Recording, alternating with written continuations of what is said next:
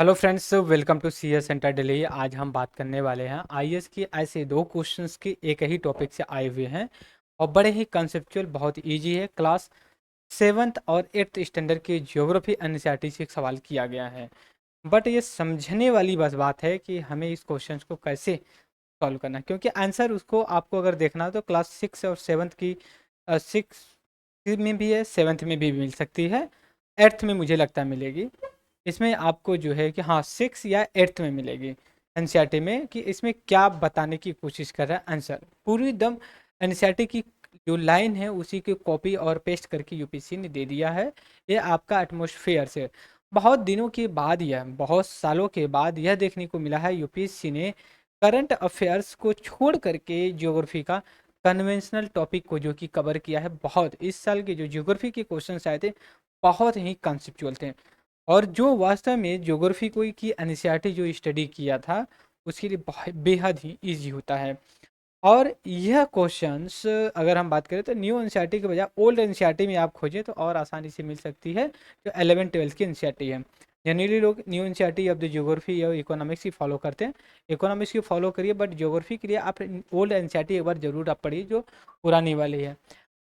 IAS civil services prelims exam 2024 के बारे में बात करें, और ये सीरीज है ये। इसमें आंसर हम सबसे पहले बताएंगे जनरल पेपर, जनरल हिस्ट्री का पेपर नंबर 1। अब यहाँ पे आकर के देखेंगे हम कौन से क्वेश्चन, यहाँ पे दोनों लैंग्वेज में हम बताने की कोशिश करेंगे। पहले क्वेश्चन को हिंदी में हम एक्सप्लेन करते कह रहे हैं, पार्थिव विकिरण की तुलना में आगामी इनकमिंग सौर विकिरण से वायुमंडल अधिक गर्म होता है। बताते हैं वायुमंडल में, दूसरा स्टेटमेंट है, ये पहला हो गया, ये आपका सेकेंड स्टेटमेंट। वायुमंडल में कार्बन डाइऑक्साइड जिसको CO2 के नाम से जानते हैं और अन्य ग्रीन हाउस गैस जो होती हैं दीर्घ विकिरण को के अच्छे अवशोषण हैं। अब ये देखिए, इंग्लिश में भी मैं आपको एक्सप्लेन कर देता हूँ पहले, फिर समझाएंगे कि क्या बता रहा है। कह रहा atmosphere heated more by the incoming solar radiation than terrestrial radiation. Second statement, carbon dioxide and the other greenhouse gas in atmosphere is a good observer of the long wave radiation.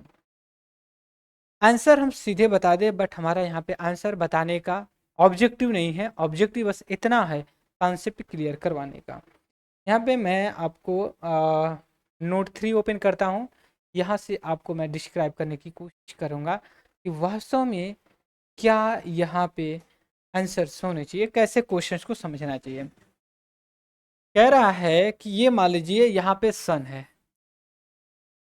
ठीक है, यहाँ पे सन है, सन की light आ रही है यहाँ पे हमारा जो कि टेरेस्टेरियल एरिया है, ठीक है, कहीं पहाड़ है, फिर इसके बाद प्लेन है, ऐसे हो जाते हैं।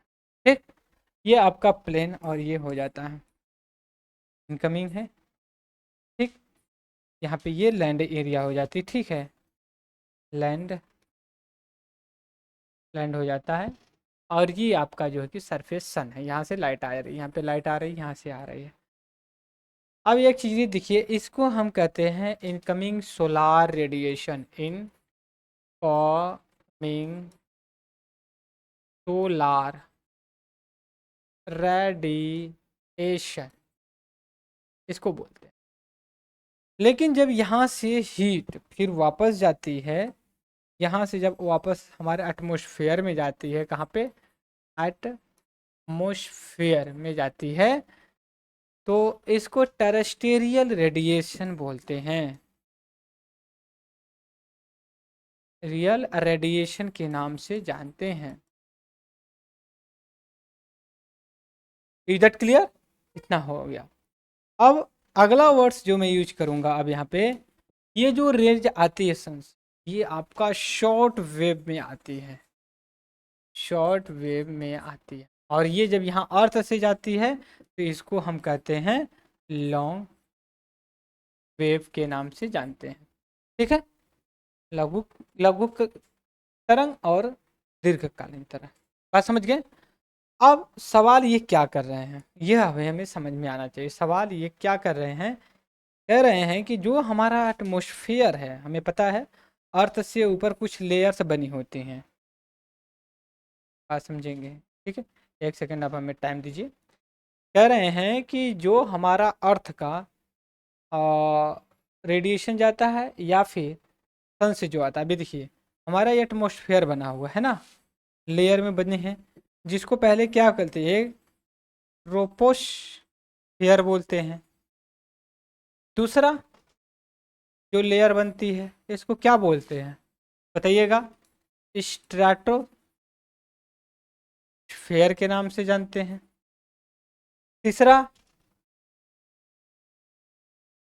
मेसोस्फेयर, ये तो जानते हैं। लेकिन जो जियोग्राफिकल फिनोमिना होता है सब आपका ट्रोपोस्फेयर में होता है, और कुछ रीजन जो होते हैं आपके चीज़ें जो है कि आपका स्ट्रेटोस्फेयर में जाता है। लेकिन स्ट्रेटोस्फेयर ट्रोपोस्फेयर के ऊपर है, और मैं ये डॉट से मार्क कर रहा हूँ, ये किसको इंडिकेट कर रहा है? O3, जिसको कहते हैं ओजोन लेयर। ठीक, अब ये देखिए जब सन से लाइट आ रही है अर्थ तब गर्म नहीं होती है, अर्थ या फिर हमारा एटमॉस्फेयर गर्म तब नहीं था। कब गर्म होता है? जब टेरेस्टेरियल रेडिएशन जाता है एटमॉस्फेयर में, अर्थ से जब हीट रिलीज होती है हमारे एटमॉस्फेयर। बात समझ गए? तो अब ये क्या कह रहा था क्वेश्चंस में, यहाँ पे आप देखेंगे ये कह रहा है कि हमारा एटमॉस्फेयर हीट जो होता है इनकमिंग सोलार रेडिएशन। अब ये कह रहा है कि जो ये सन से लाइट आ रही है, ब्लैक कलर का मैं मार्क कर रखा है मैंने, ये वाली जो लाइट आ रही है इससे गर्म होता है, नहीं होता है। बात समझ गए? किससे गर्म होता है? आपका टेरेस्टेरियल से होता है। हो गया?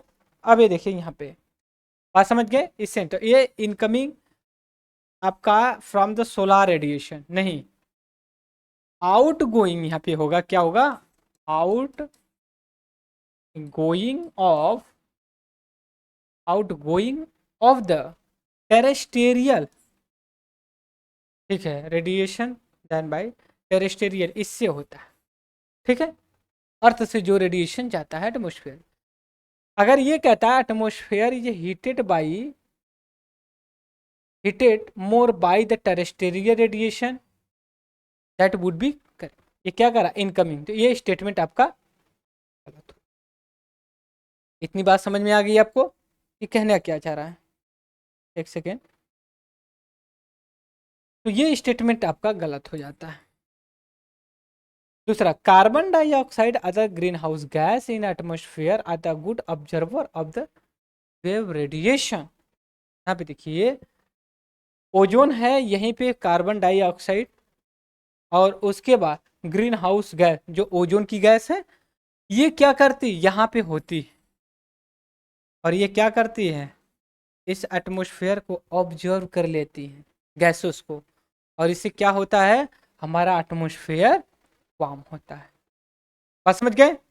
अगर वही ये जो ओजोन लेयर है, अगर इसको ऑब्जर्व नहीं करती और इनको कहते नहीं भैया आप निकल जाइए, जैसे यहाँ से ये निकल रहे हैं नीचे आने के लिए, तो हमारा एटमॉस्फेयर गर्म नहीं होता। दूसरी चीज़ ये कि यहाँ से जब रेडिएशन आती है तो ओजोन लेयर अल्ट्रा वायलेट जो रेज होता है उसको ऑब्जर्व कर लेती है। क्या करती है? ऑब्जर्व कर लेती है, अर्थ पे नहीं आने देती, राइट आने देती है, बट यहाँ से सन लाइट को वापस नहीं आने देती है। तो दैट्स वाई हम ये कह सकते हैं कि क्वेश्चन नंबर 1 का पहला स्टेटमेंट जो कि गलत है, सेकेंड स्टेटमेंट इज करेक्ट। तो आपको क्या मिलेगा? देखिए पहला कह रहा है both statement, first both statement 1 and statement 2 are the correct statement explain, बिल्कुल नहीं।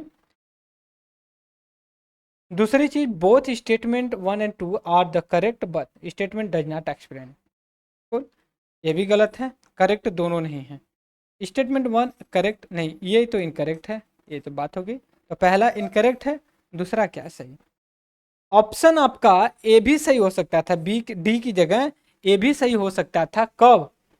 जब यह आपका स्टेटमेंट में ये कहता है कि atmosphere heated by the terrestrial radiation, तो वो हो जाता है, क्यों हो जाता है? Carbon dioxide other green house gas, ये atmosphere is a good observer of the radiation. I hope कि ऑल ऑफ यू क्लियर। अब आज जो सेकेंड मोस्ट इम्पोर्टेंट क्वेश्चन है उसके बारे में बात कर रहे हैं हम। सेकेंड मोस्ट इम्पोर्टेंट क्या? थिकनेस ऑफ ट्रोपोस्फेयर, देखिए दोनों क्वेश्चंस एक ही टॉपिक से रिलेटेड है। थिकनेस का मतलब मोटाई, मोटाई of atmosphere at the equator is much greater the compare to pole. चलिए ठीक है, एक्सप्लेन करेंगे अभी। At the equator heat is transported to the greater height by the strong conventional wave. अब यहाँ पे दोस्तों देखिए कुछ वर्ड्स दिए गए उनको आप समझेंगे। वर्ड्स क्या है? ट्रोपोस्फेयर एंड कन्वेंशनल इक्वेटर, तीन वर्ड दिए हैं यहाँ पे। अब आइए यहाँ पे, अब हम आपको कह रहे हैं क्वेश्चन ये है कि जो हमारा अर्थ का जो लेयर है कितने पार्ट में डिवाइड है? 5-6 पार्ट में है डिवाइड। एक है, इसको क्या कहते हैं? ट्रोपोस्फेयर, यस या नो? दूसरे को क्या बोलते हैं? स्ट्राटोस्फेयर, मेसोस्फेयर बोलते हैं, आइनोस्फेयर, एक्सोस्फेयर। आप समझ गए? अब इनका सवाल ये है कि जो ये ट्रोपोस्फेयर है इसका थिकनेस, थिकनेस जो होती है कहाँ पे मोटी है, कहाँ पे पतली है। अब इसको कैसे समझेंगे? इसको थोड़ा सा हम साइड में करेंगे। यहाँ पे साइड पे कर लिए। अब देखिए हम अर्थ को कुछ इस तरह से आइडेंटिफाई करते हैं और इसको बीच में से हम इक्वेटर करते हैं और 0 डिग्री लैटिट्यूड जो होती है पैरेलल लाइन जो ईस्ट टू वेस्ट कनेक्ट करती है और नॉर्थ एंड साउथ हेमिस्फेयर में डिवाइड करती है। यही तो गया लैटिट्यूड। दूसरी चीज, इस लैटिट्यूड 0 डिग्री को किस नाम से जानते हैं?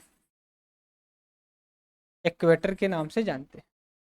ठीक, अब इसका कहना है कि यहाँ से यहाँ तक जो ट्रोपोस्फेयर एटमॉस्फेयर में कर रही है इसकी मोटाई कहाँ पे ज़्यादा है, यहाँ पे है या यहाँ पे? तो इसकी मोटाई कहाँ पे ज़्यादा है? ये आपका इक्वेटर पे ज़्यादा है। ठीक, और कहाँ पे पतली है? पोल पे है। अब क्यों ऐसा होता है, ऐसा क्यों होता है? अब यह समझने की ज़रूरत है। ऐसा क्यों होता है यह समझने की ज़रूरत है। 23.5 degree north and 23.5 degree south. हमें पता है कि इधर से नॉर्थ ईस्टर्न ट्रेड विंड्स आती है और इधर से आपका साउथ ईस्ट ट्रेड विंड आती है और दोनों यहाँ पे टकराती हैं इक्वेटर के पास। यस या नो? और एक समय के बाद इसको हम एक और डायग्राम बना करके आपको दिखाते हैं। एक डायग्राम और बनाते हैं, एक डायग्राम उसको बनाएंगे तो आपको ज़्यादा समझ में आएगी। हम यहाँ पे 0 डिग्री मानते हैं, जैसे जैसे इधर जाते हो 90 डिग्री मानते हैं नॉर्दर्न हेमिस्फेयर, इधर आते हैं 90 डिग्री आपका साउदर्न हेमिस्फेयर मान ले। अब ये देखिए हमने यहाँ पे कहा 23.5 डिग्री नॉर्थ एंड 23.5 डिग्री आपका साउथ। अब ये वाली यहाँ पे लाते हैं, ये आपका यहाँ से उठती हैं, सॉरी यहाँ से चलती हैं और यहाँ पे आकर के डाउन होती हैं, लेकिन इनको उठने का फिर यहीं से एक जगह मिलता है। ठीक है, इसको क्या बोलते हैं? कन्वेंशनल, कन्वेंशनल करंट या विंड्स। और इसी की देन ये है कि हमारा जो ओजोन या फिर इक्वेटर है यहाँ पे सबसे ज़्यादा ऊंचाई तक पाया जाता है। अब यहाँ पे आकर के देखेंगे, देखिए अब इसमें कह रहा है equator heat is transported by the height conventional, जो 0 डिग्री से ऊपर जाता है, और यहाँ पे कंपेरिजन टू पोल। दोनों स्टेटमेंट सही भी है और स्टेटमेंट 1 का स्टेटमेंट 2 एक्सप्लेनेशन करता है। That's why option A would be correct the question number of the second ask in the UPSC civil services examination 2024 prelims. तो ये हमने 2 क्वेश्चन के बारे में डिस्कस किया। आगे फिर ऐसे क्वेश्चंस जो ज्योग्राफी और इकोनॉमिक्स के हैं, हम आपके साथ बातें करेंगे, जो भी मुझे लगेगा इम्पोर्टेंट है। आज के लेक्चर में इतना, तब तक के लिए thank you for discussion, have a nice